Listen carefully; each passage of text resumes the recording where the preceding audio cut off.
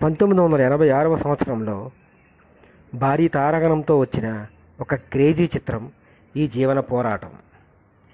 ఈ చిత్రం అప్పటి టాప్ హీరో అయిన మనోజ్ కుమార్ గారి హీరోగా హిందీలో నిర్మించిన సూపర్ హిట్ చిత్రం రోటీ కపడా ఔర్ మకాన్ ఆధారంగా తెలుగులో హేమన్ శోభన్ బాబు గారు మరియు విజయశాంతి నటించిన చిత్రం ఈ జీవన పోరాటం.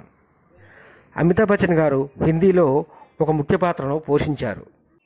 ఆ పాత్రను తెలుగులో అర్జున్ గారితో చేయిద్దామని అర్జున్ గారిని ఓకే చేశారు, బుక్ చేశారు కూడా. తర్వాత మళ్ళీ ఈ జీవన పోరాటం భారీ చిత్రాన్ని 4 భాషల్లో విడుదల చేద్దామనే ఉద్దేశంతో రజనీకాంత్ గారిని సంప్రదించారు. ఆయన శోభన్ బాబు గారు తమ్ముడుగా చేయడానికి సంతోషంగా ఒప్పుకున్నారు. వెంటనే అమితాబ్ పాత్రలో రజనీకాంత్ గారిని బుక్ చేసి భారీ ఎత్తున భారీ తారాగణంతో షూటింగ్ ప్రారంభించి విజయవంతంగా షూటింగ్ పూర్తి చేశారు. ఈ చిత్రంలో అప్పటి హిందీలో టాప్ హీరోయిన్ అయిన మీనాక్షి శేషాద్రి గారు రజనీకాంత్ గారితో ఒక స్పెషల్ సాంగ్లో కనిపిస్తారు.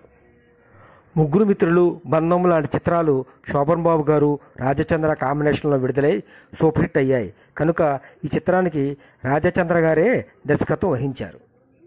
ప్రముఖ పారిశ్రామికవేత్త అయిన టి సుబ్బరామరెడ్డి గారు నిర్మాతగా, హేమన్ శోభన్ బాబు గారి హీరోగా సొంత చిత్రం కాకుండా 4 రాష్ట్రాల్లో సుమారు 100 థియేటర్లో విడుదలైన తొలి తెలుగు చిత్రం ఈ జీవన పోరాటం.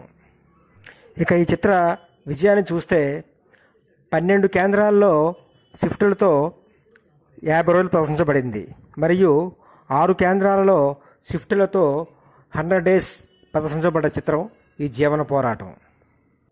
హైదరాబాద్ మహేశ్వరి థియేటర్లో సెకండ్ థియేటర్గా ఉదయం ఆటలతో విడుదలై డైరెక్ట్గా 100 రోజులు 100 ఆటలు ప్రదర్శించి ఆ 100 రోజులు 100 ఆటలకు గాను 4,28,000 రూపాయలు వసూలు చేసి రికార్డు సృష్టించింది. వరంగల్ డిస్ట్రిక్ట్లో బ్రహ్మంగారి చరిత్ర ప్రతిఘటన తర్వాత 100 రోజులకు గాను 6 లక్షల రూపాయలు వసూలు చేసి రికార్డు సృష్టించిన చిత్రం ఈ జీవన పోరాటం. శ్రీకాకుళం డిస్ట్రిక్ట్లో నరసన్నపేట అనే ఊరిలో 100 రోజులు ప్రదర్శించబడ్డ ఏకైక చిత్రం ఈ జీవన పోరాటం. ఈ చిత్రానికి చక్రవర్తి గారు సంగీత దర్శకత్వం వహించారు. జేసుదాస్ గారు పాడిన మధుర గీతం మరచిపోనేస్తమా